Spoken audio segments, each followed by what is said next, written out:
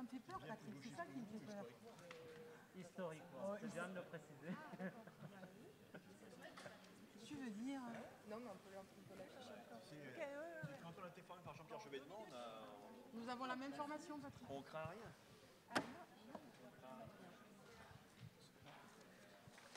C'est le livre à lire. Hein? C'est le livre. Ah, c'est chiant, hein, mais il faut le lire. Il faut le lire. Il faut le lire. Mais honnêtement, c'est... Je l'ai pas lu encore, Ah, mais mais il faut que tu lis. j'ai lu beaucoup d'articles sur ce Il faut que tu lis, si tu veux, c'est l'explication de ce qui est en train de se passer. Ouais, c'est ça. Mais c'est brut. Après, la question, c'est quelle réponse? Enfin, moi, je trouve que le bouquin d'AOC et Très le bien bouquin aussi, du ouais. Seuil et le bouquin du... Est-ce que tu veux une clignote? Ah, pas tombé alors. Mais tu l'as lu, ça? C'est arabe.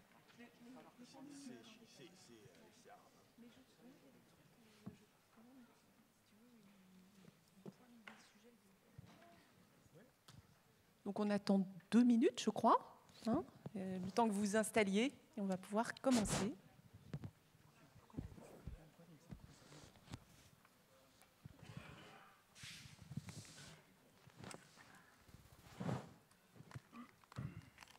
Ouais, c'est le quart d'heure académique, dit-on, ou socialiste, même si nous renouvelons complètement les pratiques. Olivier. Non, je voulais vous appeler tout simplement géographiquement à vous rapprocher. Parce que franchement, on est heureux d'être ensemble, mais si c'est pour être à chacun 1 kilomètre les uns des autres, vous avez partout l'espace et dans toutes les plénières, les ateliers, etc. C'est mieux de se voir et c'est vrai que... Comme les ronds-points, voilà, exactement. C'est tout ce que je voulais dire, c'était pas très important, mais enfin, ça participe de l'ambiance générale. C'est pas très important, mais quand même. Le fait de travailler collectivement et dans la solidarité, c'est assez essentiel pour nous tous. Donc rapprochez-vous et on va démarrer. Donc on va démarrer une table ronde sur les gilets jaunes qu'on a intitulée « Les gilets jaunes, le jour d'après ». Avec 4 intervenants et intervenantes qui sont ici présents. Donc Claire Monod, qui est élue régionale en Île-de-France et qui est co-coordinatrice de Génération.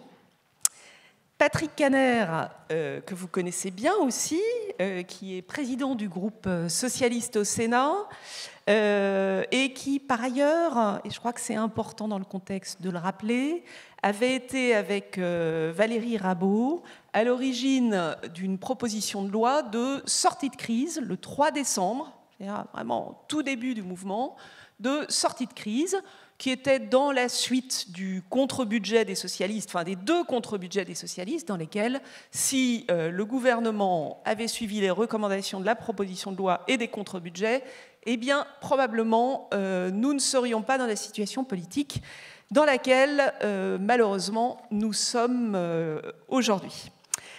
Younous Omarjee, qui est député européen, donc président de la commission développement régional au Parlement européen et qui est membre de la France Insoumise.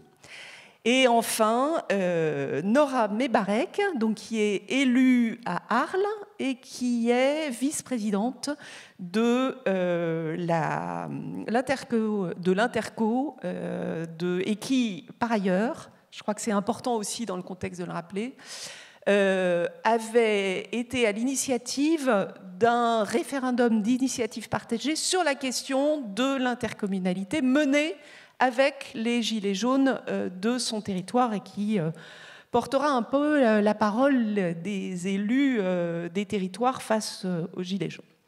Alors, avec eux, on va...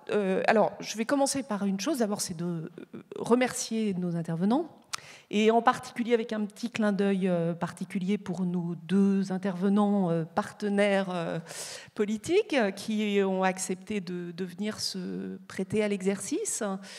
Et donc, très rapidement, vous expliquez ce qu'on entend travailler dans cette table ronde.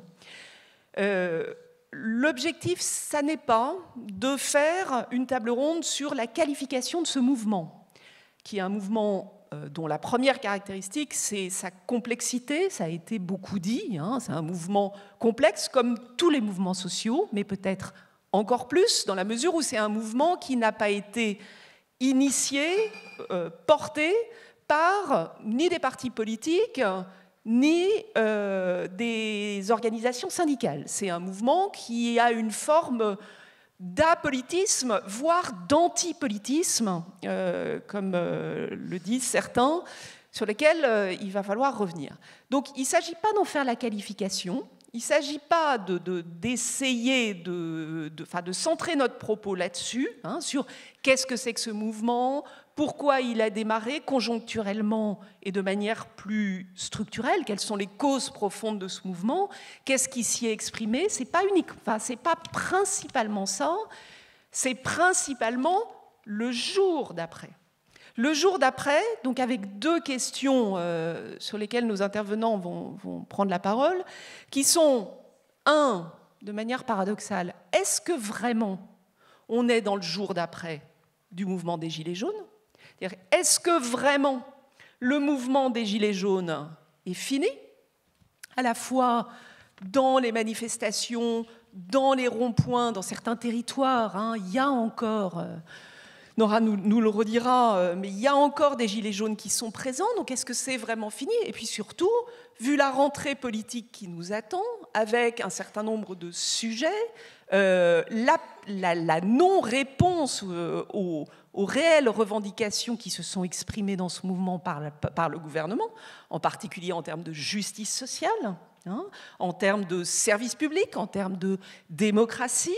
Est-ce que vraiment on est dans le jour d'après ou est-ce qu'on n'est pas dans la continuité, sous une forme qui sera différente, avec potentiellement des mouvements sociaux qui viendront s'inscrire dans la continuité de ce mouvement des Gilets jaunes? Je pense à la question des retraites, je pense à la question des urgences et de l'hôpital public. Je pense, ce matin, il y avait une intervention dans le cadre de la FNESER par une enseignante au mouvement des enseignants, des fonctionnaires. On ne peut pas ne pas citer aussi ce que le gouvernement a fait sur les chômeurs. Hein, on voit bien que ce mouvement, à la fois parce qu'il n'a pas eu de réponse satisfaisante et parce que le gouvernement met sur la table d'autres attaques contre le modèle social et de non-réponse aux questions politiques qui sont posées, on voit bien que probablement ce mouvement n'est pas fini. Donc, première thématique, hein, est-ce qu'on est vraiment dans le jour d'après ou est-ce qu'on est, qu'est-ce que c'est que ce jour d'après? Est-ce que c'est encore un jour du mouvement des Gilets jaunes? Donc ça, c'est la première chose. Et puis la deuxième thématique sur lesquelles je voudrais qu'ils interviennent, enfin on va les faire intervenir, c'est les réponses politiques. Hein, les réponses politiques, et c'est là où c'est très important qu'on discute entre nous, mais qu'on discute avec des partenaires politiques. Quelle réponse apporter à ces revendications qui se sont exprimées? Donc là, il faudra évidemment revenir sur les revendications principales qui se sont exprimées dans ce mouvement complexe. Quelle réponse apporter? Quelle réponse politique nous, en tant que force politique, apporter? Est-ce que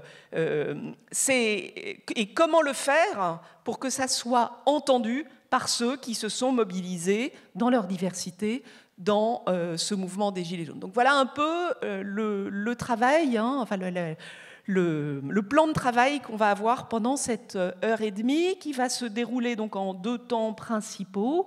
Un premier temps où je vais les laisser intervenir successivement pour nous donner leur point de vue sur ces questions-là, les uns après les autres, et puis ensuite un deuxième temps de débat entre eux, hein, que j'essaierai d'animer, de débat entre eux sur ces questions.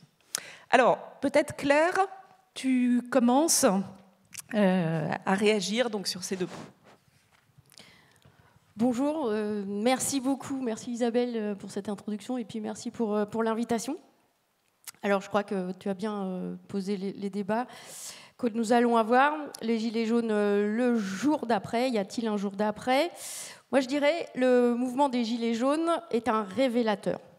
Je vais m'employer à essayer de le démontrer comme ça. Alors puisque je commence, je pense que... je prends juste quelques minutes pour revenir sur le contexte politique dans lequel nous sommes, je crois, parce que on peut rappeler quand même que la situation nous montre que Emmanuel Macron, à bien des égards, se situe dans une histoire politique qui accélère le rassemblement des classes favorisées de gauche et de droite. Et qu'il poursuit sa politique néolibérale et par ailleurs autoritaire qui exaspère les inégalités sociales, les inégalités environnementales. Il renforce de cette façon l'opposition entre la bourgeoisie et les classes populaires, dont on sait à la fin qu'elle ne fait progresser que le RN. Voilà. Je pense qu'on peut rappeler ça quand même en introduction. Alors le mouvement des Gilets jaunes est effectivement un mouvement populaire qui, de ce fait, révèle les fractures sociales. Et de ce fait, il interpelle dans sa pluralité par tous les bouts, les limites de notre modèle de développement, de notre société industrielle, financiarisée, capitaliste, la croissance, le productivisme, l'énergie, l'étalement urbain, le consumérisme, etc., etc. Alors, aujourd'hui, il ne trouve pas de réponse politique à la hauteur. On pourra en discuter tout à l'heure.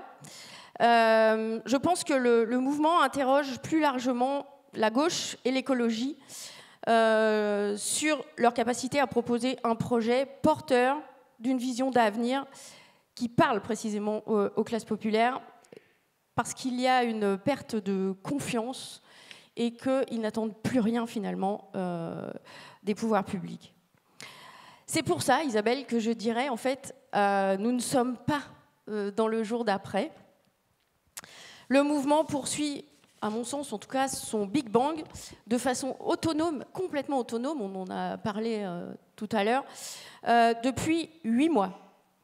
Et il n'y a aucune raison que ça s'arrête, parce qu'il a résonné dans toutes les têtes.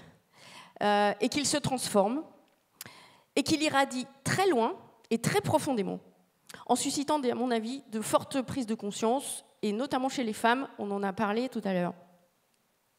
Je ne pense pas qu'il y ait de réponse ponctuelle, satisfaisante à ce mouvement aussi global. C'est une vraie transition qui permettrait de donner des perspectives concrètes avec un projet qui réponde aux enjeux sociaux, écologique et démocratique, ce que nous appelons le projet pour une société post-croissance, qui allie évidemment le respect de la nature à une répartition des richesses qui conjugue égalité sociale et environnementale, ainsi que la transformation du travail pour un nouveau mode de vie. Un projet qui apporte des mesures concrètes, qui transforme le rapport de l'individu à la société. Et si on fallait donner un exemple, je dirais qu'on pourrait mettre en place un revenu universel d'existence qui permettrait d'avancer sur cette voie-là, et vous allez reconnaître évidemment la patte dont je vous parle, une taxe robot qui permettrait aussi de répartir les richesses autrement. Voilà, des mesures fiscales, des mesures environnementales, des mesures sociales, on y reviendra. Alors, si on devait parler du jour d'après, ça voudrait bien dire qu'il y a eu des avancées ou des solutions qui ont été apportées. Je pense qu'il s'agisse d'un grand débat ou qu'il s'agisse même des 10 milliards proposés par Emmanuel Macron, on y reviendra peut-être tout à l'heure, je ne sais pas.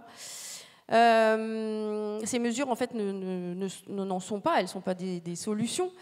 Elles n'ont rien changé. Et on peut dire même que la très légère augmentation du pouvoir d'achat pour certains a plutôt fait augmenter la dépense publique que modifier la répartition des richesses. Donc, le mouvement des Gilets jaunes est un révélateur. Il casse tous les codes on en parlait. Et il se trouve qu'en ayant affaibli les corps intermédiaires, Macron se retrouve en première ligne d'un mouvement qui ne ressemble à aucun autre. Je donnerai 2 exemples. Dans le temps, par exemple, la numérotation des actes, acte 1, acte 2, comme un décompte d'une pièce infinie, installe, à mon sens, une pression symbolique énorme. Acte 1, acte 2, acte 3, acte 40, demain, acte 41 à Biarritz. Acte 51 bientôt pour l'anniversaire. Ils y comptent bien. Ils en ont déjà parlé, c'est en préparation. Je ne sais pas moi, acte 100, qui sait? Tant qu'il n'y aura pas de mesures qui permettent de répondre à la globalité des questions posées, peut-être que le mouvement continuera de la sorte. Alors, sur la forme, le mouvement, évidemment, ne rentre pas dans les clous. Il bouscule le vieux monde, refuse toute organisation, tout intermédiaire, tu l'as dit, et se nourrit des réseaux sociaux. On n'en a pas parlé, mais je pense que c'est important aussi. Alors, et pourtant, on peut le dire aussi, il recueille toujours, et ça, je pense que c'est un signe extrêmement important à souligner, le soutien de l'opinion publique, et avec un capital de sympathie qui ne s'est pas beaucoup érodé, quoi. Il était absolument gigantesque, dépassant les 75% pendant longtemps. Il est descendu, disons, à 50%. On n'a pas de chiffres très récents. Mais je pense que c'est un signe extrêmement important sur le fait qu'on n'est pas dans le jour d'après. Il est toujours soutenu. Et c'est sans doute, je pense, la demande de respect et de considération des individus qui émanent de ce mouvement aussi, qui est partagée par les Français. En tout cas, c'est une hypothèse que je fais. Alors, je dirais 2 choses, rapidement. Oui, rapidement.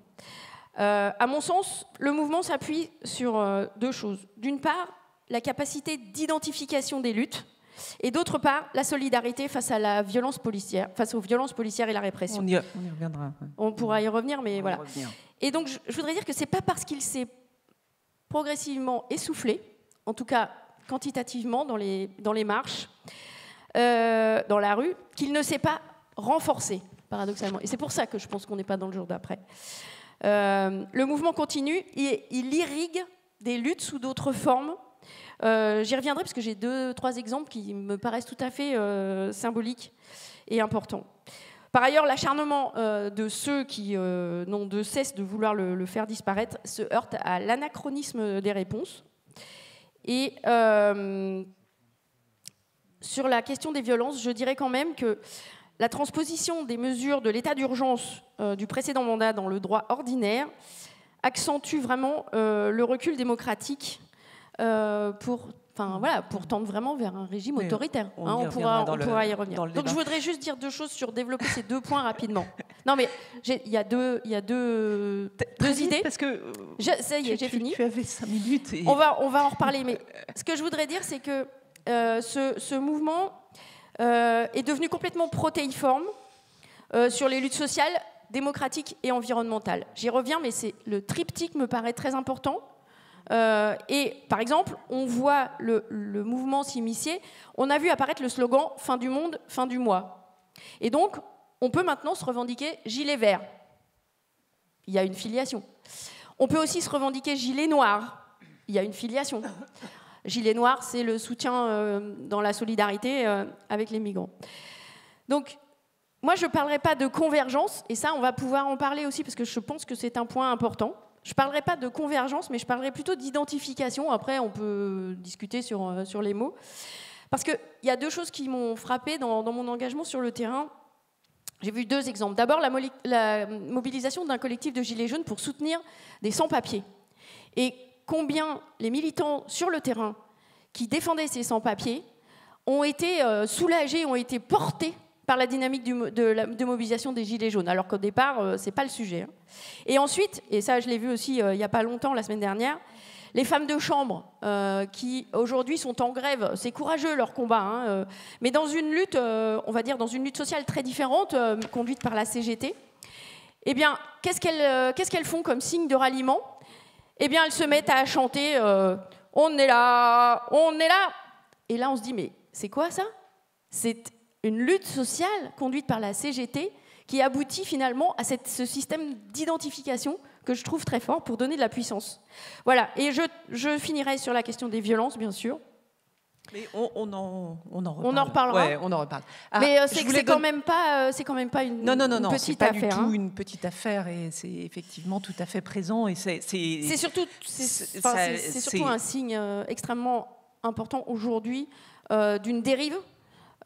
Et surtout, et ça je voudrais juste le dire, j'y reviendrai sur le fond, mais aujourd'hui, l'attitude du ministre de l'Intérieur, ses décisions de conduire la violence face à la violence et de rentrer dans cet engrenage de violence, fait rentrer le mouvement des Gilets jaunes dans ce que un sociologue, Jérémy Gauthier, appelle la communauté d'expérience des violences policières. Or, c'est là, et c'est là que c'est très important, que les Gilets jaunes aujourd'hui, et c'est pour ça qu'on n'est pas dans le jour d'après, rejoignent les quartiers populaires, rejoignent les manifestants contre la réforme des retraites, plus récemment contre la loi travail, les lycéens, les mains sur la tête, vous vous souvenez, les étudiants, les journalistes, et j'irai même jusqu'à dire maintenant les teufeurs de la musique sur les bords de Loire. Steve. Voilà. Ok, merci beaucoup. Peut-être donc Younous Omarjee, une intervention sur les deux sujets. Hein. Est-ce qu'on est dans le jour d'après et les réponses politiques au mouvement des Gilets jaunes? Tu as un micro là. D'abord, je veux vous dire le plaisir que j'ai à être parmi vous ici, aujourd'hui à La Rochelle. J'ai répondu presque instinctivement à l'invitation qui m'a été faite, puisque je pense que les universités d'été sont ce moment où, précisément, nous avons besoin de confronter nos idées, de décloisonner, et où nous avons véritablement besoin de penser, et de penser ensemble. Et précisément, concernant le mouvement des Gilets jaunes, nous sommes appelés à un exercice qui est particulièrement difficile, puisque jusqu'à aujourd'hui encore, nous sommes tous penchés au chevet de la compréhension de ce mouvement. Un mouvement qui a surpris tout le monde et qui, au fur et à mesure qu'il a avancé, s'est réinventé et continue en permanence de nous surprendre. Je ne vais pas répéter tout ce qui a déjà été dit sur le mouvement des Gilets jaunes. Je pense que cela n'est pas ce qu'on attend de nous et je ne vois pas l'intérêt de répéter ce qui a déjà été dit. La question qui nous est posée, c'est « et maintenant, après ce mouvement ?» Mais je ne crois pas qu'on puisse dire que nous sommes dans le temps d'après. Nous sommes dans la continuation d'un processus. Et il serait très illusoire que de penser qu'un mouvement qui ait eu tant de force, tant de puissance, qui s'inscrit en réalité dans l'histoire de notre pays, n'a pas sécrété énormément de choses, d'abord dans les esprits, n'a pas apporté de nouvelle vitalité dans les moyens de lutte et ne va pas demain rebondir sous des formes peut-être qui vont encore nous surprendre. Mais l'élément qui me semble le plus important, c'est la répression féroce qui s'est abattue sur le mouvement des Gilets jaunes. Et la situation dans laquelle nous nous trouvons aujourd'hui, qui est celle d'une inquiétude très grande, au-delà même de ceux et celles qui ont pris part à ce mouvement, d'une inquiétude très grande sur la question des libertés en France et sur la question de l'état de droit. Et lorsqu'un mouvement est confronté à une répression violente, une répression féroce de la part de l'État, il apprend de cette répression. Et il est à peu près certain, sans que l'on puisse précisément dire quand et sous quelle forme, que le mouvement, ayant appris de cette répression, va rebondir et peut-être sous des formes encore plus violentes. Pour répondre à la question, nous nous retrouvons donc aujourd'hui avec des inquiétudes sur le plan des libertés, une répression qui a été d'une violence incroyable et aussi avec une société française qui est blessée et qui est fracturée. Parce que le président de la République et le gouvernement, dans la manière dont ils ont apporté des réponses à ce mouvement, ont blessé la France sur des aspects essentiels concernant les valeurs. Et puis, une société qui est de plus en plus fracturée. Les problèmes qui ont été posés par les Gilets jaunes sont les grandes questions qui vont agiter pendant les années et les décennies à venir. Parce que ce sont les grandes questions, les grands courants profonds qui, aujourd'hui, nous interrogent tous. C'est d'abord la question des inégalités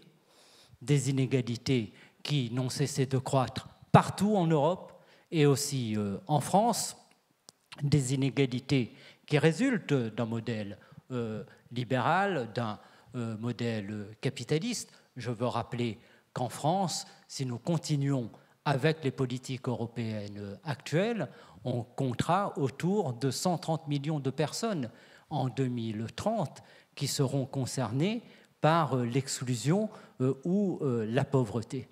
Ce sont les questions écologiques qui ont été posées pendant ce mouvement des Gilets jaunes, fin du monde, fin du mois, et puis la grande question démocratique. Et sur l'ensemble de ces questions, il n'y a pas de réponse en réalité qui n'ait été apportée. Nous sommes dans un moment où la France est dans une transition, un moment de transition et de transformation. D'ici, je crois, après 2040, près de 60% de la population sera une population très vieillissante. Nous avons aussi une part majeure de notre population qui vit aujourd'hui dans des zones urbaines ou des zones périphériques aux grandes métropoles. En Europe, 70% de la population vit dans des zones urbaines. Et la question des Gilets jaunes a posé toutes ces questions parce qu'on a bien vu comment les personnes voulaient accéder à un certain nombre de services publics, de réseaux, etc. et les difficultés qui en découlaient compte tenu de la mise en cause d'un certain nombre de services. Donc sur toutes ces questions, il n'y a pas de réponse apportée par le pouvoir, il n'y a pas de réponse apportée par le gouvernement, si ce n'est la volonté de passer en force un modèle avec les instruments de la répression. Et je crois que c'est ce qui doit nous inquiéter le plus aujourd'hui. Et nous sommes dans ce moment où la question des libertés publiques est une question qui va revenir au cœur du débat, parce que le grondement démocratique est un grondement qui est de demande démocratique, est un grondement qui est de plus en plus fort, et je suis certain que le pouvoir, à la fin, finira par perdre s'il continue dans cette voie ultra-autoritaire. Si on prend un peu de champ, et je en terminerai par là, nous voyons qu'à l'échelle mondiale, partout aujourd'hui, il y a une avancée des régimes libéraux autoritaires. Et c'est là un modèle qui est en train qu'ils cherchent à imposer comme une chape de plomb pour réduire au maximum les possibilités de politiques alternatives et de modèles alternatifs. Et nous autres, nous sommes confrontés à cela. Quel est le chemin que nous devons prendre? Quel est le chemin étroit? Quelle stratégie entre nous pouvoir mettre en œuvre? Et voilà, ces questions ne sont pas encore épuisées à ce jour. Merci beaucoup. Patrick, sur le... Est-ce que toi aussi tu partages ce constat qu'on n'est pas dans le jour d'après, que la situation n'est pas résolue, et peut-être un éclairage sur à la fois ce que Macron a fait avec le grand débat et ce qu'il fait aujourd'hui en affichant sa volonté de réconciliation des Français, cette espèce de façon très particulière qu'il a de faire semblant. C'est-à-dire qu'il prend les choses et il fait semblant. C'est comme s'il apportait la solution et finalement il fait tout autre chose. Et la réalité de sa politique, c'est une politique de remise en cause des libertés publiques, du droit de manifester. Il fait comme s'il réinventait la démocratie. Et vous aviez fait un gros travail, les parlementaires, sur des propositions institutionnelles et sur le renouveau de la démocratie participative. Et puis aussi sur les 17 milliards, enfin 15, 10, 17 milliards de politique économique, où il fait comme s'il apportait des solutions à la question de la justice sociale et en particulier de l'impôt. Et finalement, qu'est-ce qu'il fait? Oui, il joue sur l'impôt sur le revenu, mais l'impôt sur le revenu, c'est un Français sur deux, et donc c'est tout sauf une politique fiscale plus juste. Donc voilà, un petit peu là-dessus, est-ce que tu peux intervenir au cadre des 5 minutes? Je le peux. Sur la formule consacrée. Tout d'abord, en écho à ce que vient de dire Younous et Claire, sur l'état de droit.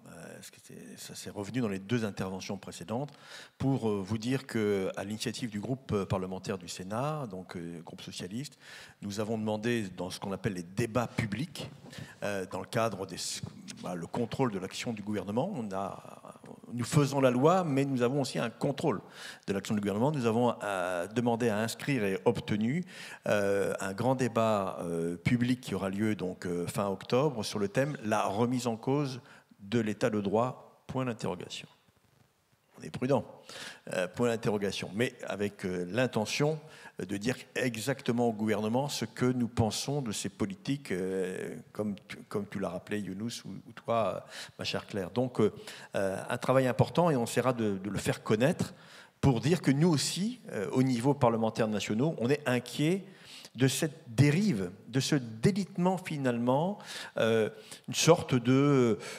on habitue nos concitoyens à se voir grignoter progressivement une partie de leurs droits essentiels dans la République française.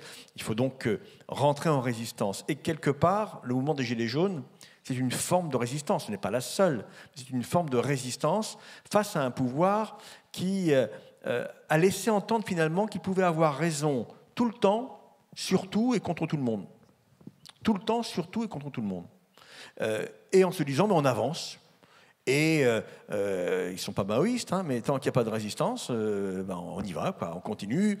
Et finalement, ce mouvement politique non identifié qui s'appelle le macronisme a généré un mouvement social non identifié, en tout cas au départ, à savoir les Gilets jaunes. Les Gilets jaunes, finalement, j'en parlais, je ne sais plus avec qui tout à l'heure, mais c'est avec une journaliste du Figaro. Moi, je suis un enfant du baby-boom, donc des 30 glorieuses. Et quand on a un enfant du baby-boom, les parents de ces enfants se disent « mais nos enfants auront une meilleure situation que nous-mêmes ». Et c'était d'ailleurs la règle générale. Aujourd'hui, les Gilets jaunes expriment quoi? Ils expriment bien sûr une opposition à la politique gouvernementale, mais surtout un élément qui est majeur pour ces mères et pères de famille, qui est de dire, mais finalement, ce qui nous attend, c'est la relégation, c'est le déclassement, c'est le décrochage, prenez les expressions que vous voulez, mais c'est une forme d'appel au secours, qui a pris des formes parfois critiquables, bien évidemment, mais un appel au secours en disant, mais est-ce que la promesse républicaine s'arrête aux 1% les plus favorisés de nos concitoyens? Et toute la politique de Macron, ça a été finalement de porter une promesse républicaine pour les plus favorisés. 1% de nos concitoyens ont vu dans les 18 premiers mois du quinquennat une hausse de leur pouvoir d'achat de 6%. Quand vous cumulez l'ensemble des mesures qui ont été prises. Donc c'est une politique injuste et c'est un cri contre l'injustice qu'a représenté le mouvement des Gilets jaunes. À partir de là, est-ce que nous, forces politiques, nous avons été à la hauteur de l'espérance de ce mouvement, en tout cas du choix de l'espoir suscité par ce mouvement? Je n'en suis pas certain.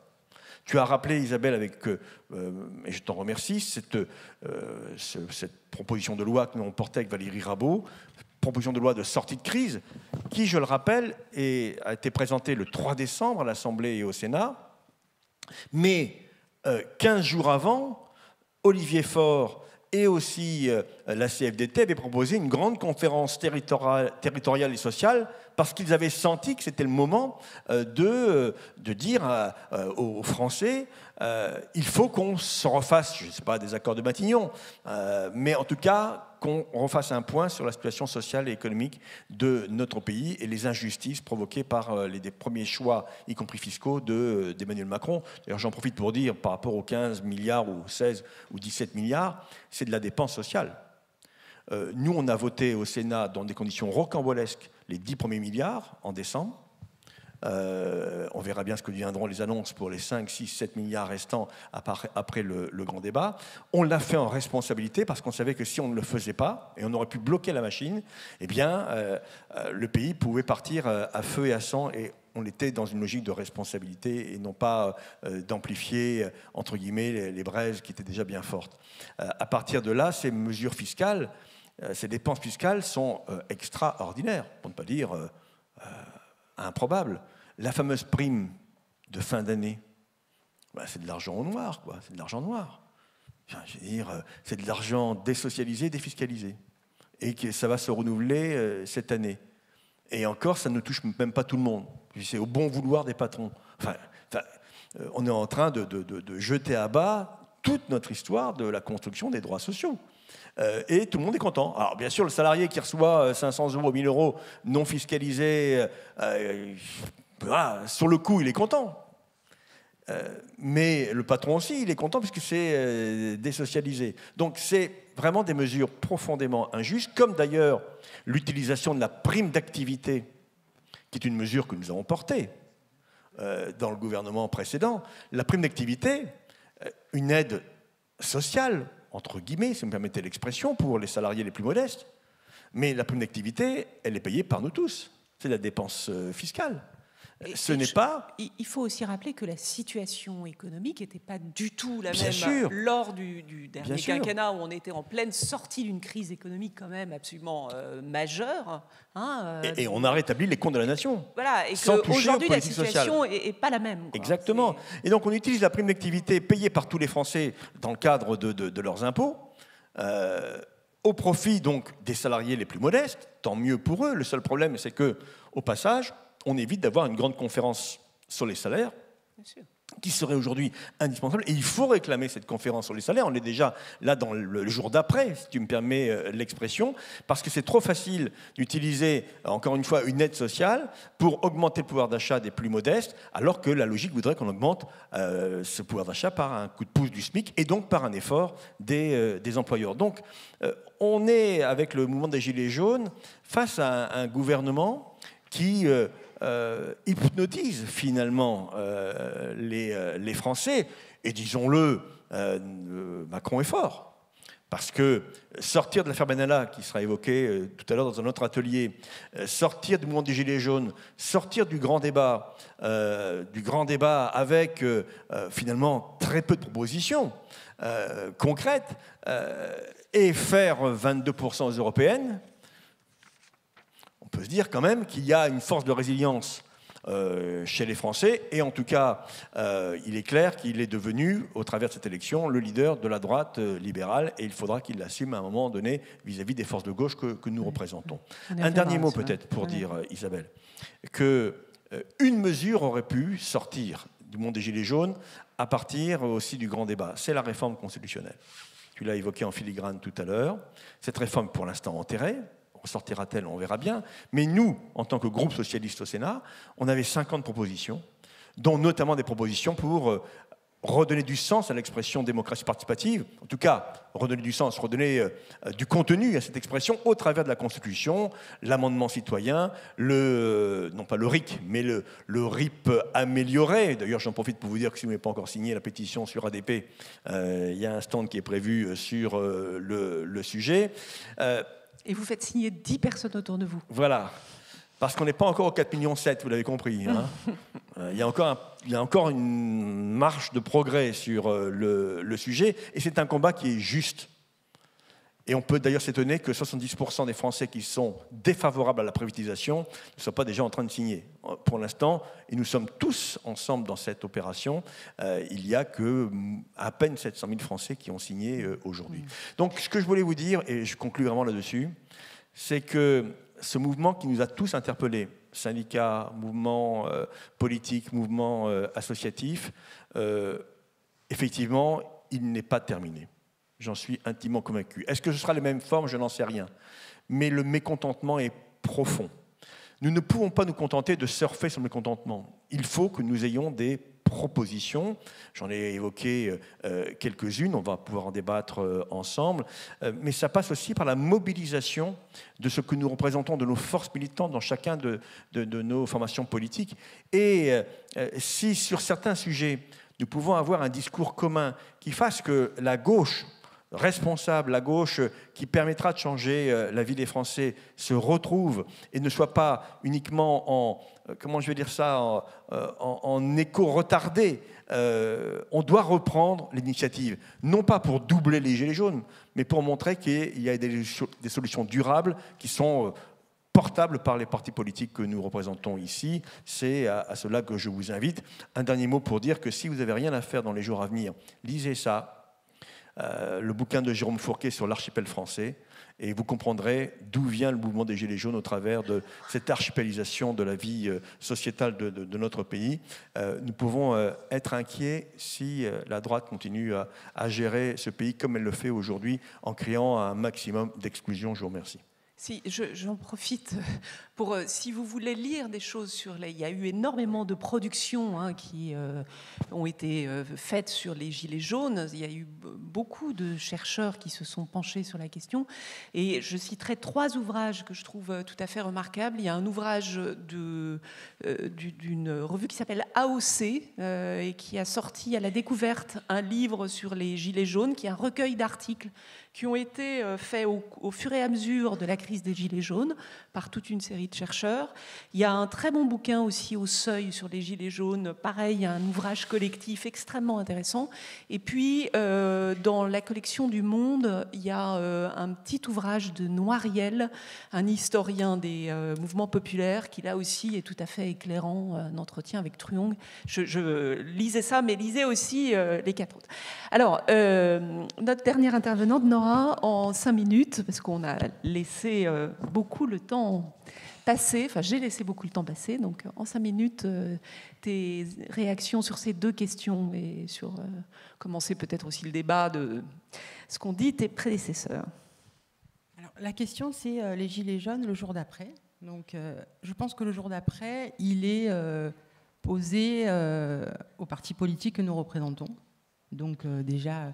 Permets-moi, Isabelle, de saluer chacun d'entre vous qui êtes là aujourd'hui. C'est le 23 août et pour les Gilets jaunes, c'est un jour supplémentaire de découvert bancaire qui, d'ailleurs, avec la prestation des allocations familiales et la rentrée scolaire, n'a pas forcément amené une augmentation du pouvoir d'achat avec le moins en moins de Français qui partent en vacances ou même des enfants qui n'ont plus accès aux services publics que sont les centres aérés et les colonies. Et c'est ça la réalité, je crois, de notre rentrée sociale. C'est que la question des Gilets jaunes, elle est plutôt posée à nous, partis politiques, et ça doit être notre jour d'après.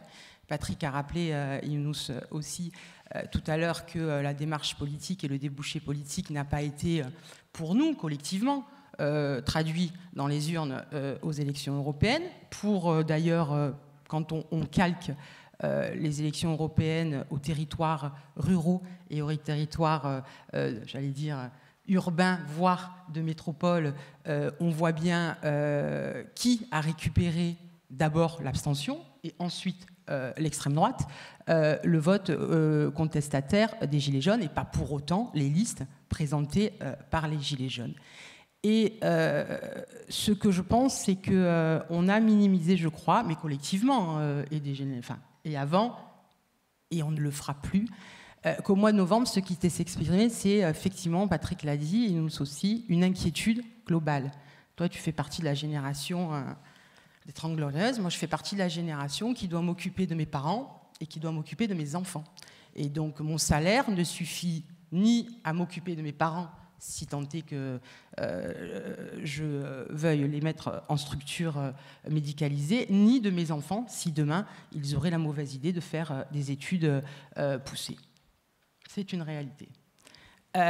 Donc, c'est la réalité de beaucoup de Français. Et ce qui nous est arrivé à la figure au mois de novembre, c'est que, un peu comme la crise des banlieues, d'ailleurs, je crois que Macron a pris exemple, et Castaner aussi, sur Sarkozy, c'est-à-dire qu'en 2005, la France se réveillait du jour au lendemain après une arrogance, une insulte de Sarkozy avec le Karcher, une crise des banlieues qui a duré et qui a été donc du coup, encore une fois, réglée et accompagné par les élus locaux et les militants sur les territoires et pas par le pouvoir.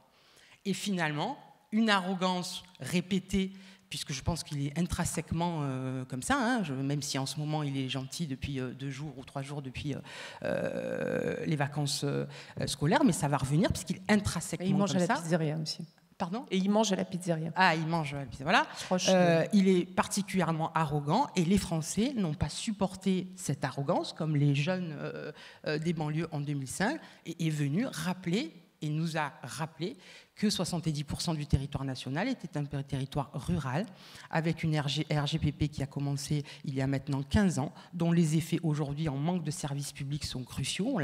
On l'a abordé ce matin et dans tous les ateliers des élus sur les 2 jours de la FNSR. Cette non-réponse républicaine qui fait qu'on n'a pas maîtrisé que cette revendication sociale était d'abord un appel au secours sur l'urgence et sociale et l'urgence de demain et l'insécurité au sens général du terme de cette génération de Français qui ne voient pas de perspective ni pour leurs ascendants ni pour leurs descendants et encore moins pour eux-mêmes. Deuxièmement, la rentrée sociale va arriver avec la réforme des retraites.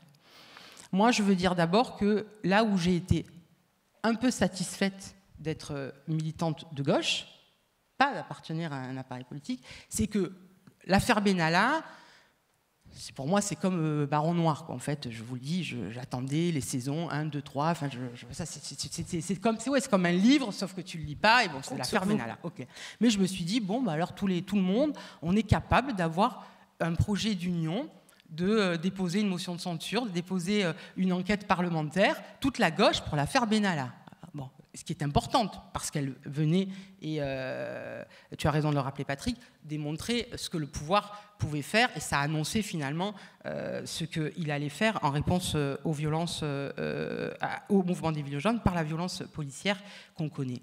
Mais déposer une motion de censure à l'Assemblée nationale pour alerter le gouvernement, l'ensemble des partis de gauche, 1 an avant les élections européennes, c'était déjà pour nous une amorce, une réponse politique commune de nos parlementaires de gauche, comme aujourd'hui avec l'aéroport de Paris. Et on pensait, et on attend, et on attendait qu'on ait une réponse, on va dire, politique commune sur la question à la fois la question de revendication sociale portée par les Gilets jaunes, mais aussi le après, notamment en matière d'urgence climatique et finalement de modèle social de demain. Donc le jour d'après, il est plutôt, à mon sens, posé à nous sur cette question. Et deuxièmement, je n'ai toujours pas compris, mais voilà, comment ça peut s'arrêter si on n'a pas répondu aux 70% de Français dans la ruralité aujourd'hui, puisque même les annonces d'augmentation, ou pas d'ailleurs, de pouvoir d'achat, au moment où on annonce une augmentation du pouvoir d'achat qui n'est pas réelle aujourd'hui sur le salaire propre des Français, et bien en plus avec le retenu à la source, en plus avec l'augmentation du prix des énergies, en plus avec l'augmentation à la rentrée du diesel, Je ne vois pas très bien comment ils vont mesurer le fait qu'il y ait une augmentation de leur pouvoir d'achat, même si on leur rabâche que 13 milliards d'euros va être réinjecté. Et ensuite, avec la réforme des retraites, qui là va toucher l'ensemble des Français, toutes générations confondues, pour penser que les jeunes, d'ailleurs, imaginent qu'un jour ils auront droit à la retraite, je pense que ce n'est pas acquis, mais en tout cas, toutes générations confondues, et on va repartir à un mouvement social qui va nous rappeler que nous avons peut-être une responsabilité collective, c'est que chacun puisse retrouver dans les partis politiques, dans les associations, dans les syndicats, une forme de militantisme, finalement de mobilisation plus structurée, et sans forcément d'ailleurs voulant les récupérer, mais plus encadrée, plus accompagnée, pour que leurs revendications, qui sont aussi les nôtres, puissent aboutir politiquement. Merci beaucoup. Alors, je voudrais, il y a plusieurs points qui ont été abordés par les uns les autres sur lesquels je voudrais vous faire réagir. En particulier, il y a un sujet, ça a été beaucoup dit, le déclencheur des Gilets jaunes, c'est une problématique de taxes environnementales. Et donc, il y a quand même un sujet où, et c'est tout le sujet de notre université, c'est la possibilité d'apporter une réponse politique qui concilie l'écologie et la lutte contre les inégalités, tout en renouvelant, c'était ce que Maxime de Guillet disait tout à l'heure en introduction, tout en renouvelant aussi notre manière de faire de la politique et d'associer l'ensemble de nos concitoyens. Quelle réponse apporter à ça? Donc ça, c'est un premier sujet sur lequel je voudrais que vous réagissiez les uns les autres. Il y a un deuxième sujet, à mon avis, sur lequel il faut revenir, qui est celui de la spécificité française. Vous avez été plusieurs à dire qu'il y avait un mouvement avec une spécificité française, même si toi, tu as dit que ça s'inscrivait, et je crois Claire aussi, d'une certaine manière, que ça s'inscrivait dans quelque chose de beaucoup plus général et qu'on peut lire le Brexit, qu'on peut lire l'arrivée de Trump, qu'on peut lire les gouvernements dits illibéraux en Europe dans un mouvement plus global, alors qui en France a pris cette forme très particulière des Gilets jaunes, mais qui s'inscrit dans quelque chose de plus général. Donc, est-ce que les Gilets jaunes, spécificité française, oui ou non, et donc dans les réponses qu'on doit apporter dans ce jour d'après, qui n'est pas, puisque vous en êtes à peu près tous d'accord, réellement un jour d'après, mais un jour suivant, est-ce qu'il y a une spécificité française dans la mesure où on a quand même, ça a été rappelé dans vos interventions, un modèle social et des institutions et un fonctionnement institutionnel, en particulier avec la 5e, très spécifique. Et donc, comment on apporte des réponses qui sont des réponses qui, à la fois, répondent à la situation française, tout en prenant en compte un contexte plus général. Et puis, dernière chose, à mon avis, sur lesquelles aussi il faut qu'on revienne, on a parlé, je crois, on est tous d'accord sur la problématique des libertés publiques, donc si vous souhaitez, on peut y revenir, mais je crois qu'on l'a dit et redit. En revanche, il me semble qu'il y a deux questions à traiter encore, qui sont, la force ou pas de Macron. Est-ce que, parce que c'était Patrick qui disait d'une certaine manière, paradoxalement, Macron sort renforcé de cet épisode, est-ce que réellement il est renforcé ou est-ce qu'il n'est pas simplement fort de nos divisions et de notre faiblesse de l'ensemble des composantes de la gauche et de l'écologie? Qu'en est-il de la force réelle de Macron?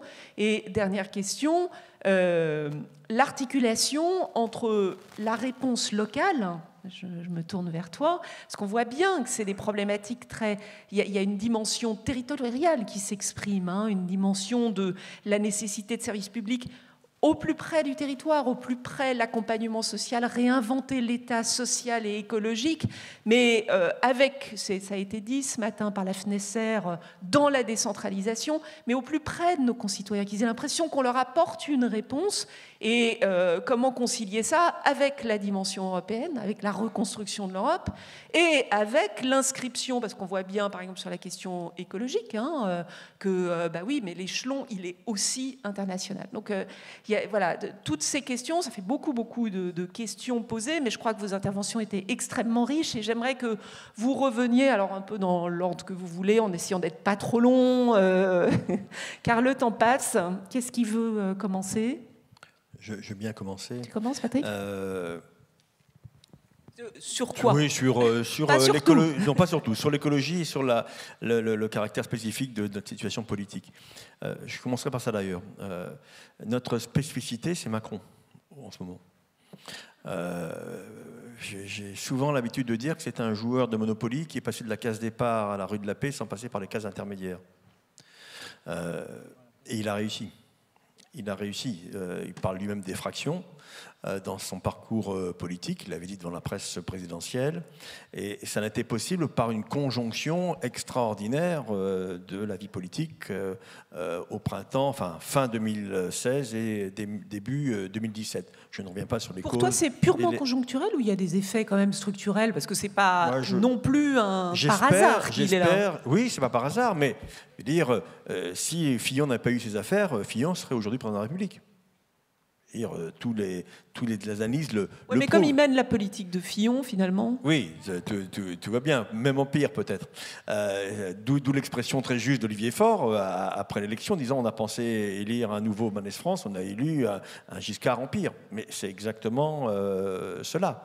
Donc je considère que nous avons une responsabilité parce que bien évidemment, s'il a pu passer au travers des gouttes, c'est parce qu'on lui a ouvert des portes, nous tous. Voilà, collectivement peut-être. En tout cas, moi je prends ma part de responsabilité en tant que socialiste, et nous sommes ici dans le campus des socialistes. Mais surtout, il a eu une conjonction à cet alignement des planètes, selon la formule consacrée par les journalistes, qui lui a permis d'être ce qu'il est aujourd'hui. La vraie question, c'est que le macronisme n'a pas d'histoire, il ne peut pas en avoir. Et la question, c'est, est-il un avenir ? Est-ce qu'il y aura des petits Macrons derrière cela? Et ça, c'est notre responsabilité d'empêcher de nouvelles générations macronistes et de retrouver finalement le clivage qui nous va, entre guillemets, le clivage entre la droite et la gauche, une droite qui est atomisée, une gauche qui est atomisée. Et aujourd'hui, Macron est en train de jouer avec le feu, chacun le sait bien, puisque en atomisant la droite et la gauche, ce qu'il espère, c'est de refaire le mano à mano, Le Pen, quel que soit le prénom, et lui-même en 2022.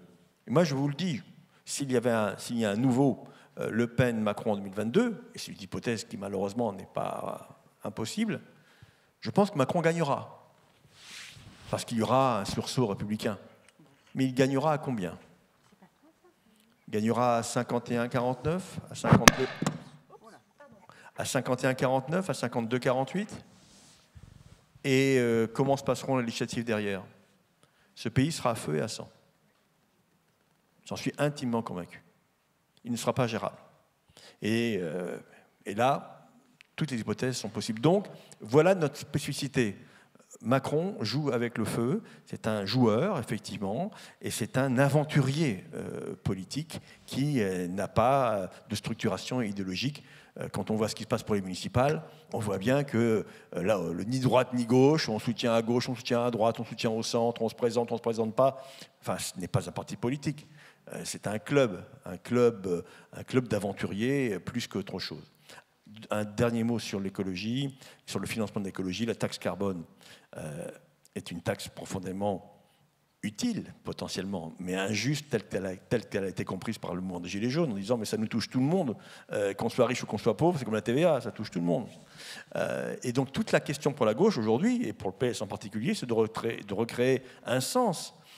Quand on parle d'ISF vert, le rétablissement de l'ISF vert, ça signifie qu'on flèche les 3 milliards d'ISF qui ont été perdus dans les caisses de l'État vers la rénovation énergétique, ça crée de l'emploi, ça résout les problèmes des plus pauvres, parce qu'en général, c'est les plus pauvres qui ont des problèmes de rénovation énergétique, etc. etc. Donc c'est vertueux, sans jeu de mots. C'est vertueux. Et donc il faut qu'on montre aux Français, à nos concitoyens, qu'une politique écologique juste, elle est possible, mais elle ne sera possible que par l'intervention de la gauche. Merci beaucoup. Qu'est-ce qu'il veut peut-être ? Oui ? Claire? Oui? Non, Claire, vas-y. Mais je voudrais revenir sur un point important qui est à l'origine de ce mouvement quand même, pour dire simplement que au moment où le mouvement explose vraiment, la question posée, c'est celle de la taxe carbone. Et je crois qu'il faut bien se mettre dans l'idée que c'est à ce moment-là que pas pour ce qui me concerne, mais que l'opinion publique prend conscience véritablement du lien entre inégalité sociale et inégalité environnementale. Or, rappelez aussi, et je citais tout à l'heure les Gilets verts, que si le mouvement Gilets jaunes va s'exprimer de façon aussi violente, c'est bien évidemment pas contre les aspects de ce à quoi aurait servi la recette de cette taxe. Il ne s'agit pas pour eux de nier l'urgence et la nécessité d'agir pour le climat et plus globalement pour l'écologie. En revanche, il s'agit bien sûr de réagir à l'injustice fiscale que propose cette mesure. Voilà, donc qu'il n'y ait pas d'ambiguïté. Et encore une fois, la question gilet jaune, gilet vert, par exemple, elle est bien connue.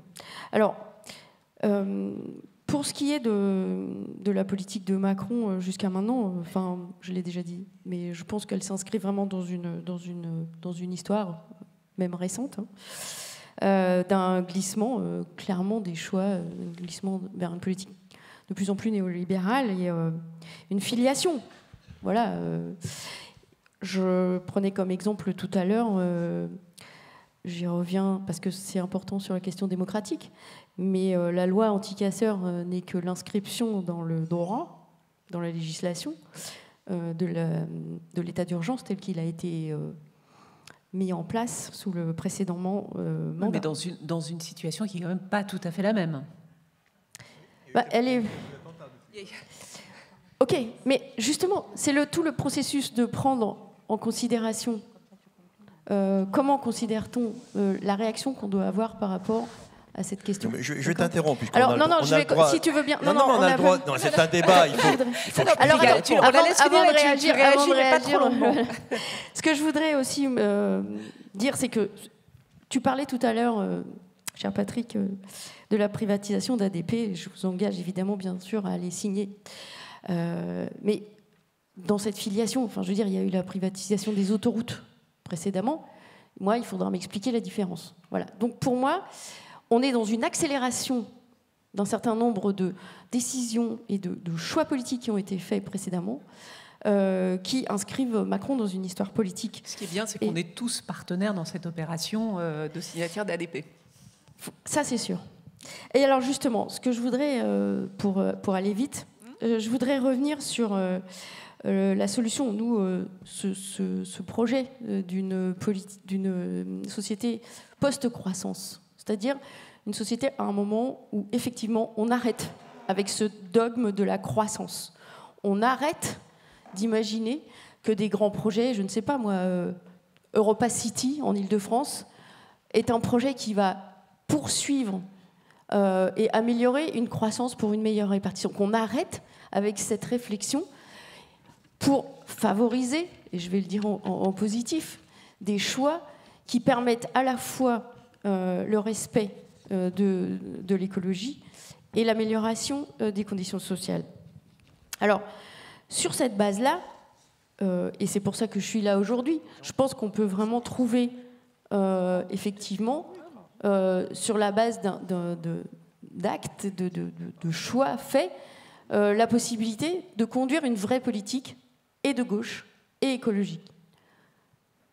Voilà, donc moi je pense que la société post-croissance, alors ça sera ça le jour d'après.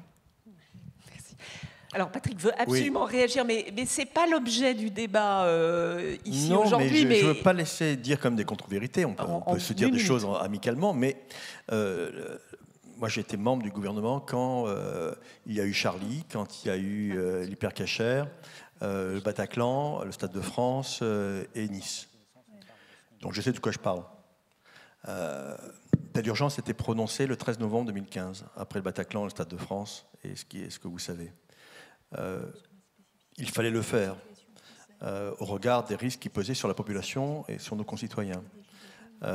Je rappelle, pour que les choses soient bien claires, que l'état d'urgence devait être levé et annoncé en tant que tel levé le 14 juillet 2016.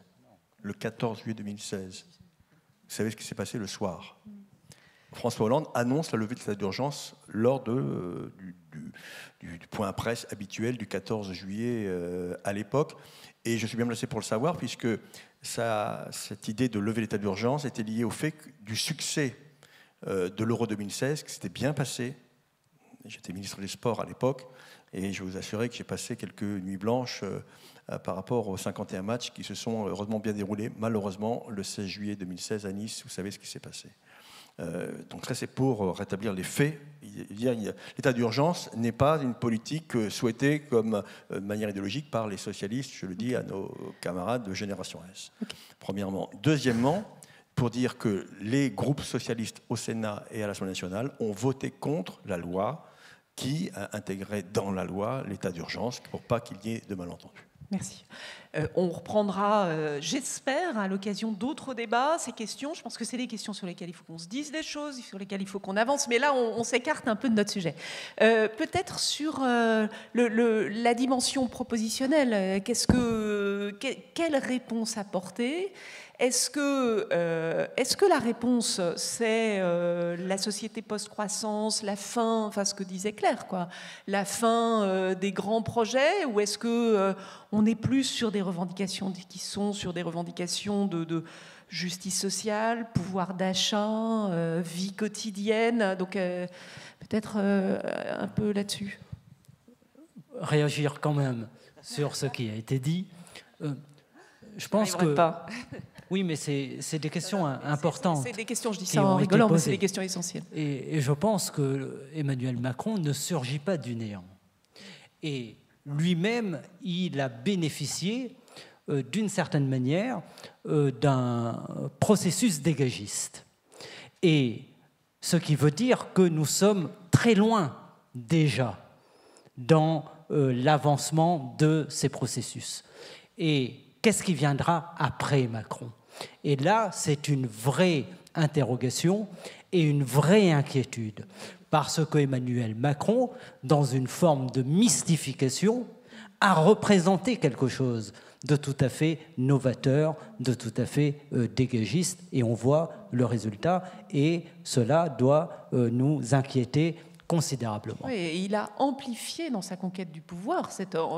Quand on réécoute sa campagne, c'est une campagne incroyablement anti-système, anti-média, anti-vieux monde. Bien Tout sûr. Ça a été très, très présent. Nous devons garder cela à l'esprit. Sa base d'adhésion est une base, en réalité, qui est très fragile, mais qui est suffisante dans le contexte qui est le nôtre pour continuer à avancer avec son modèle autoritaire libéral. Maintenant, qu'est-ce qu'il faut faire ? Bon, c'est la question qui est posée. Bon, il faut apporter réponse à l'ensemble de ces questions, mais sans doute tout repenser. Il a été rappelé tout à l'heure que le mouvement des Gilets jaunes a surgi avec la question de la taxe carbone. Mais cela doit nous inviter à repenser tout le modèle d'organisation du territoire et à repenser la ville, puisque l'éclatement urbain, nous le savons, est très générateur de carbone. Donc il y a là devant nous un vaste champ de réinvention. Il y a en réalité devant nous un devoir d'inventivité.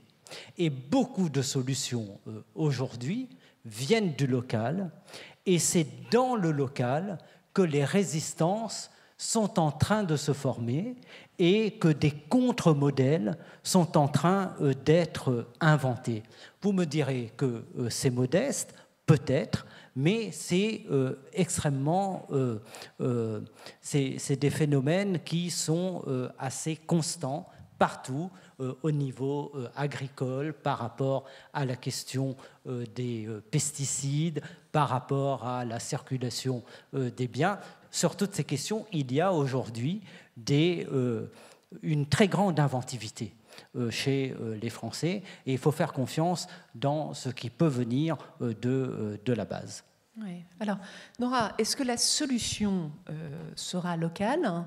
Est-ce qu'elle sera simplement locale ?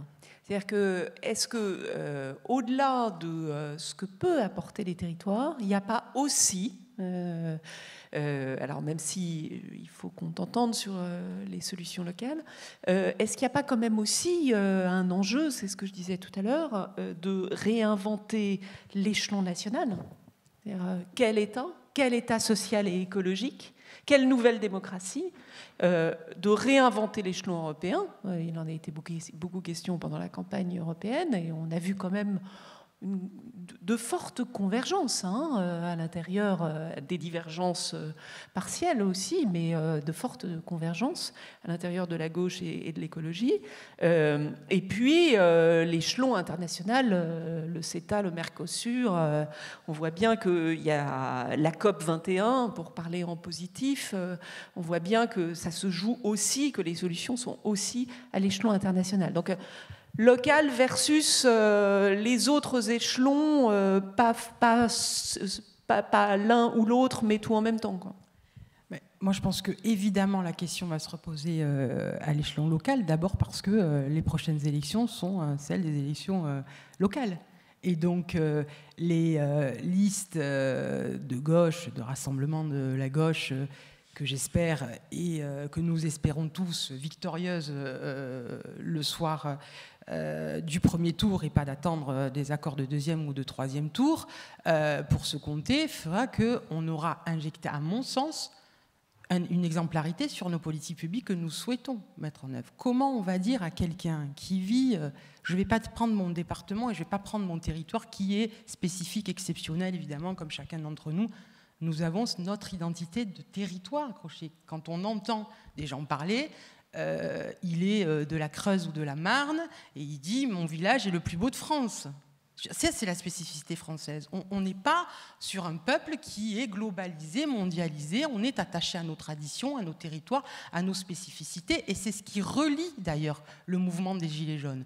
C'est qu'il y a la même convergence entre eux, quels que soient leurs horizons politiques, leur sensibilité, leur parcours, c'est l'attachement à leur territoire et souhaiter mettre l'accent sur les différences, l'inégalité territoriale, les inégalités sociales, les inégalités tout court.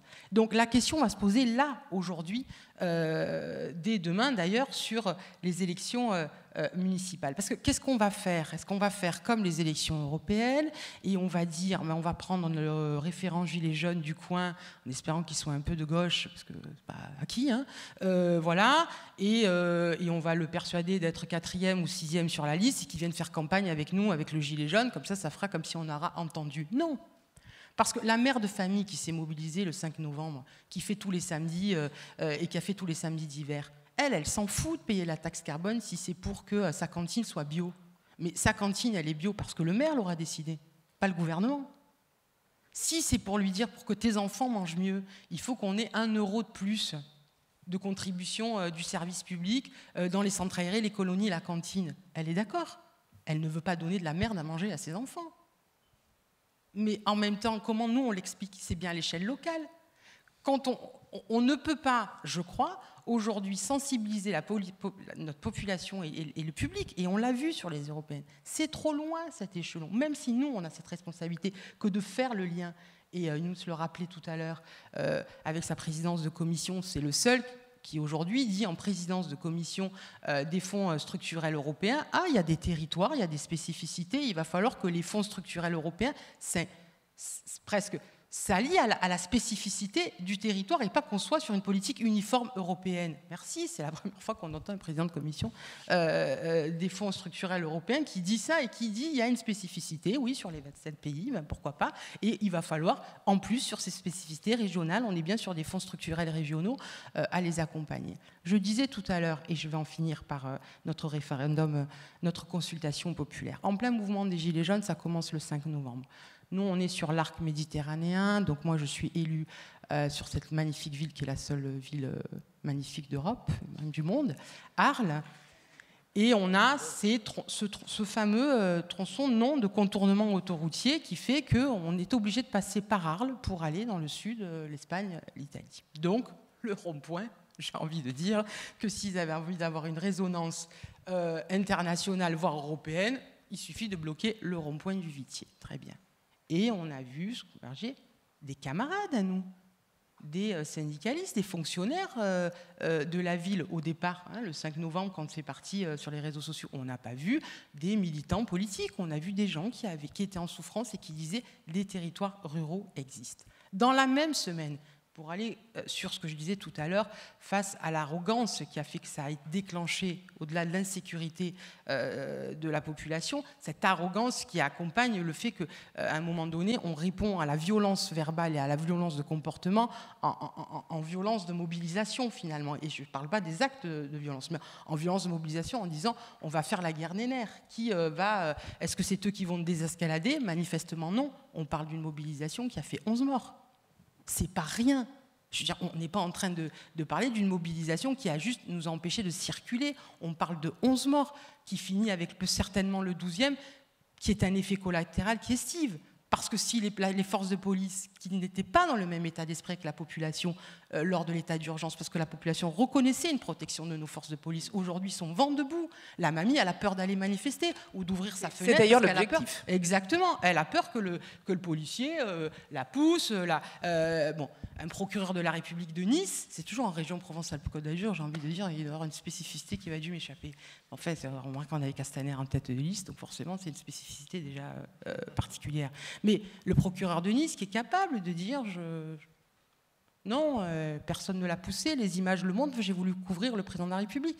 C'est vraiment, avec ce mouvement, on arrive à nos limites de l'état de droit et de la démocratie. C'est ça, la prise de parole de citoyen. Et pourtant, nous, la gauche, qui a inventé les dispositifs de démocratie participative dans les communes? C'est nous, et depuis longtemps.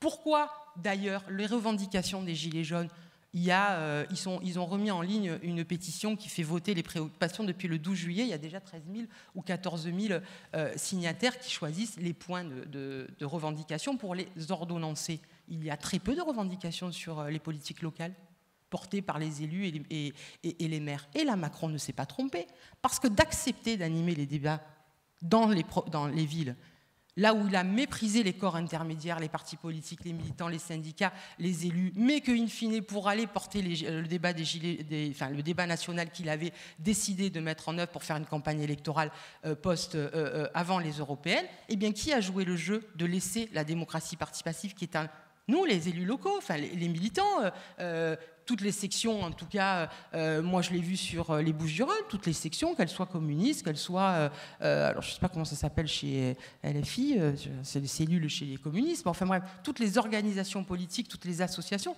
ont ouvert leurs locaux pour participer au débat et entendre les revendications des Gilets jaunes. Et il en a profité, parce que finalement, lui, qu'est-ce qu'il a fait? Rien. Nous, on a récolté la parole. On va se retrouver devant les électeurs dans 8 mois. On aura intérêt à ce que dans nos programmes municipaux, qui pour la plupart n'a aucune compétence avec les communes, qui pour la plupart on ne donne aucun moyen aux communes, encore plus on baisse les dotations de fonctionnement pour assurer du service public à nos concitoyens. Mais nous, on va devoir répondre à l'urgence sociale sur les territoires. Donc moi, ce que j'ai décidé avec mes camarades de gauche, le 13 novembre, je salue mon ami Mohamed Rafahi, vice-président avec moi à l'intercommunalité et secrétaire de section, nous avons à Arles décidé d'organiser une consultation citoyenne en plein débat des Gilets jaunes, donc qui a eu tout le mois de décembre, nous avons posé une urne dans le hall de la mairie communiste avec un maire communiste Macron compatible, comme quoi il y a des nouveaux concepts en politique, et je vous le dis, il va falloir qu'on se... Voilà, qui donc lui a refusé la consultation citoyenne, et nous avons, nous, embarqué nos amis d'ailleurs de la société civile, beaucoup d'associations, et les Gilets jaunes, et les camarades du PC pour organiser cette consultation, et on a tenu 4 semaines, 24 heures sur 24, 7 jours sur 7, une urne qui a déplacé 13 000 électeurs, qui a revendiqué un projet de territoire, une reconnaissance territoriale et un besoin de services publics de proximité, et qui veut lutter contre la métropolisation des territoires. Eh bien, du coup, maintenant, on est sur une ligne de convergence, et quand on va voir des gilets jaunes, on ne va pas voir des gilets jaunes, on va voir des citoyens, et avec ces citoyens-là, on construit le projet de territoire de demain, qui sera spécifique au Pays d'Arles, qui sera spécifique au département des Bouches-du-Rhône, et où on reconnaît une identité, et je vais en finir par là. Je crois que trop longtemps, on a laissé tomber l'identité qui est la nôtre, notre identité de gauche, notre identité territoriale, et qu'on a voulu gommer, et en disant que si on parlait d'identité, on était forcément dans les extrêmes. Sauf que les gens se reconnaissent parce qu'ils habitent une commune, parce qu'ils habitent un département, parce qu'ils habitent une région, parce qu'ils habitent un pays. Et donc les élections municipales sera ce débat-là, et il faudra le porter en disant que pour changer notre modèle social, enfin notre modèle économique, c'est bien parce que les élus locaux font des efforts et montrent que c'est possible avec tous les dispositifs qui existent, hein, zéro gaspillage, zéro déchet, ces 36 000 communes qui n'ont pas adhéré, les 22 000 communes qui ont adhéré, dans les 22 000, 80% sont des élus de gauche.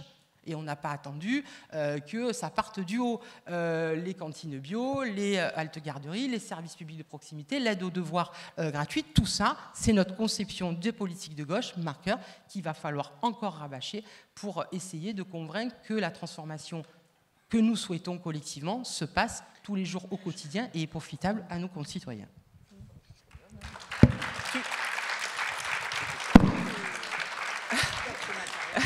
Alors, normalement, on s'arrête, mais il y a Patrick qui a une revendication forte, qui est qu'on vous donne la parole. Parce que normalement, il n'était pas prévu que la salle ait la parole. Démocratique, Donc, est-ce que...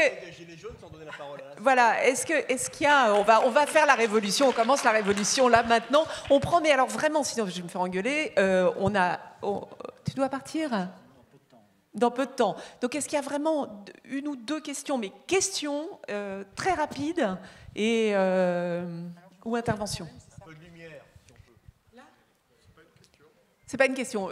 Et très rapide, hein, vraiment très rapide. Parce que, voilà, on en prend deux. Ça va être rapide et j'ai le temps, je suis là jusqu'à dimanche.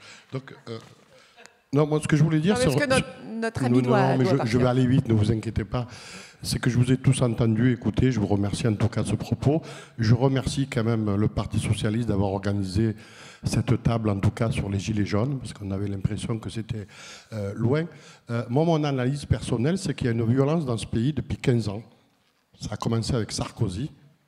Ça a commencé avec le traité constitutionnel, où on a bafoué la voix du peuple. Et puis, la gauche, c'est une philosophie qu'on aime, mais qu'on déteste dès qu'elle trahit. Et le mandat de Hollande sur les 5 ans qui est arrivé, ça a été sympa, on a perdu 5 élections. Donc on peut faire pire, mais enfin, je vois mal comment on peut faire.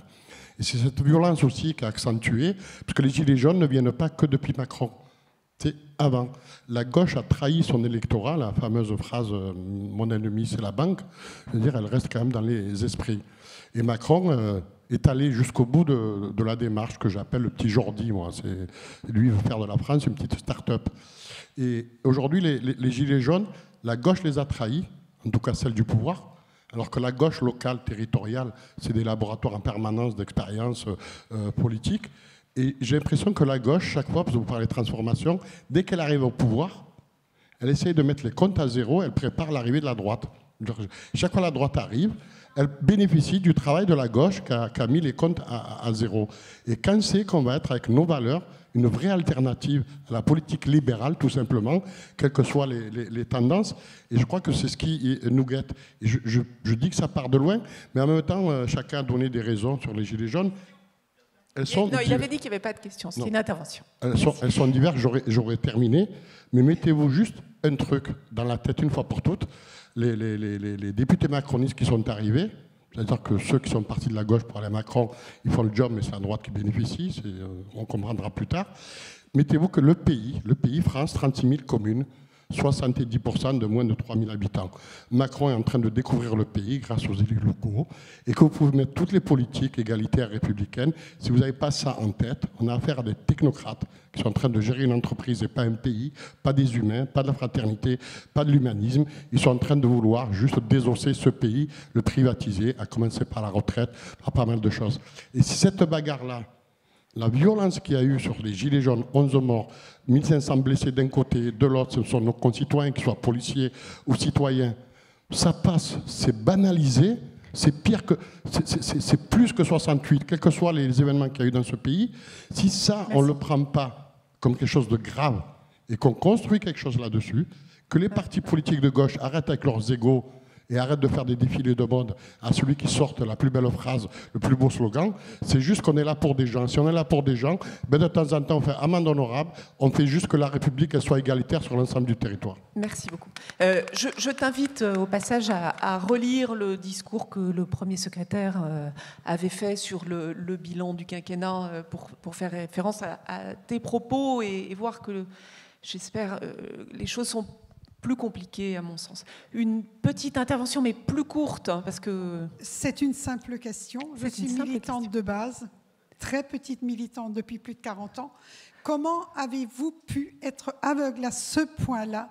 Comment n'avez-vous pas vu arriver ce rejet de la population de base par tous les partis politiques ont été rejetés, tous les syndicats. Je suis syndicaliste également. Comment est-ce que nous, alors je m'inclus, nous et vous les grands élus, comment est-ce qu'on n'a pas vu arriver ça?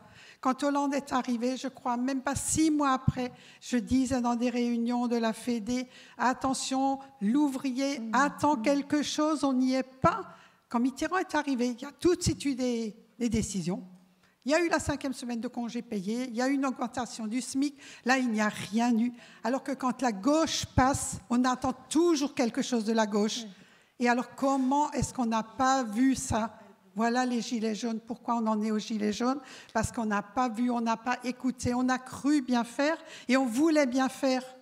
Mais on n'a plus écouté notre base.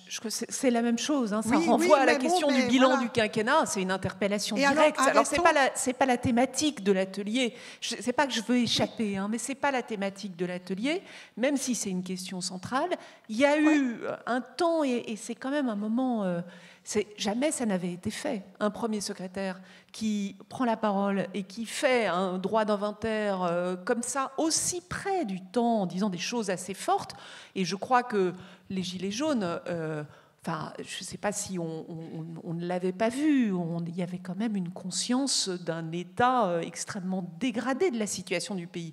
Maintenant, est-ce que c'est la seule responsabilité du quinquennat, du Parti socialiste, voire même de l'ensemble de la gauche, ou est-ce que c'est des causes structurelles, et ça renvoie à la question de tout à l'heure, hein, plus lourde, je crois que c'est... Mais merci de cette intervention. Il y avait une toute dernière question, puis après, 1 minute de conclusion par chacun, une toute dernière intervention, et vraiment après, on conclut parce qu'il y a l'intervention suivante. Monsieur, avec la chemise à carreaux, et on s'arrête.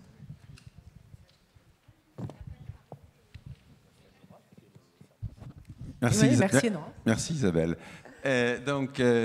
Moi j'interviens avec l'expérience de quelqu'un qui a été très impliqué en 68 et très impliqué à différents titres dans de nombreux conflits ultérieurs.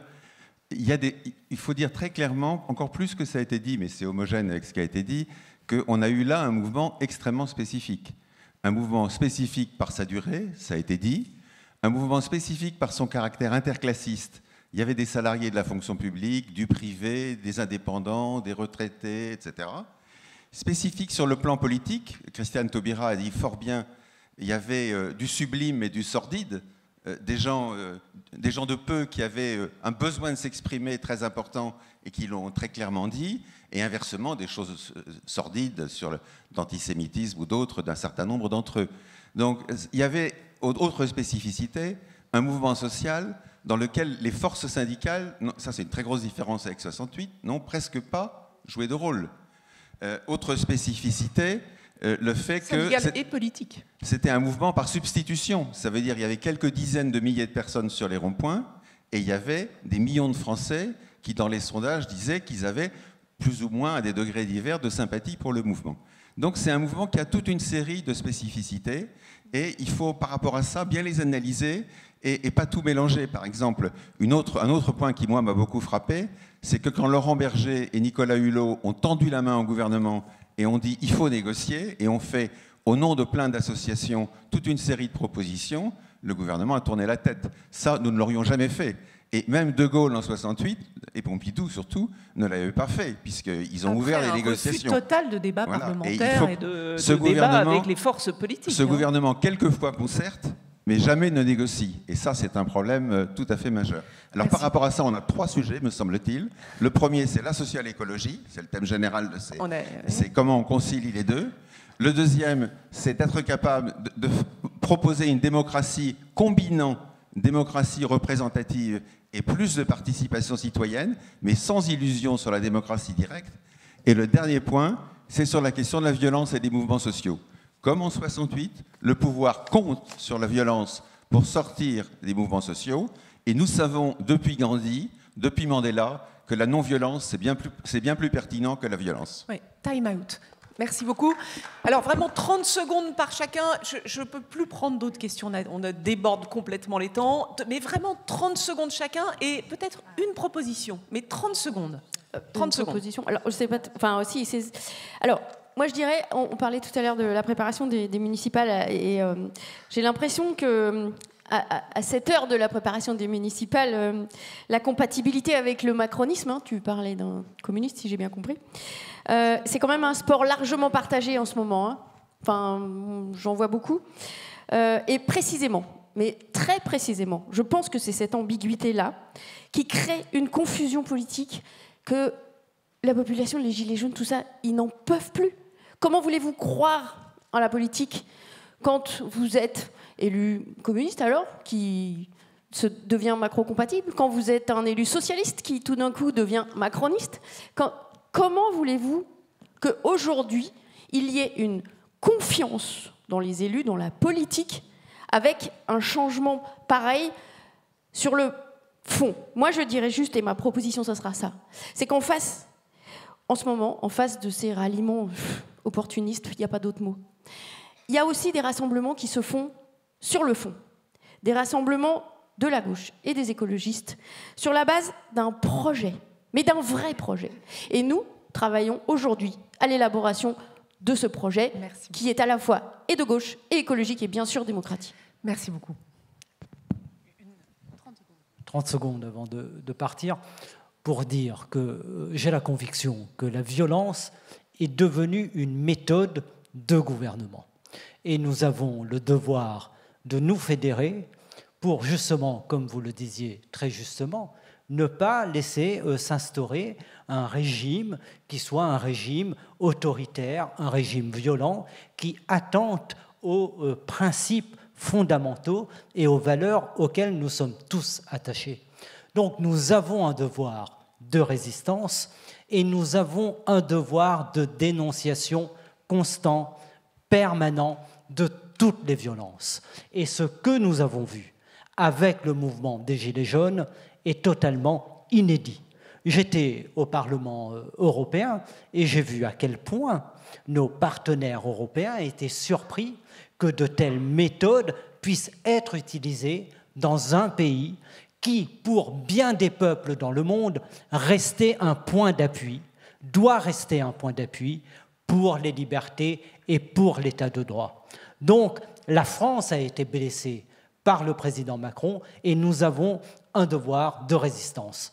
Pour la rentrée qui arrive, nous avons aussi un devoir de résistance par rapport aux différentes réformes qui vont venir, et en particulier cette réforme des retraites qui, vous le savez, est sans doute la réforme la plus régressive qui va être mise en place, puisqu'elle va toucher aux principes fondamentaux même de notre régime. Au-delà de la question de l'âge, je pense à la question des points en particulier, nous devrons, là encore, résister.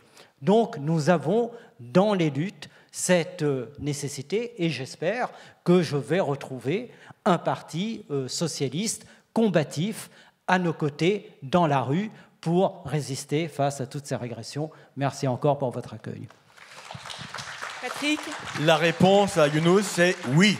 Un parti socialiste combatif à coup sûr, et surtout créatif, parce qu'on nous sommes dans les cordes, hein, disons-le très clairement, le knock-out est encore bien présent.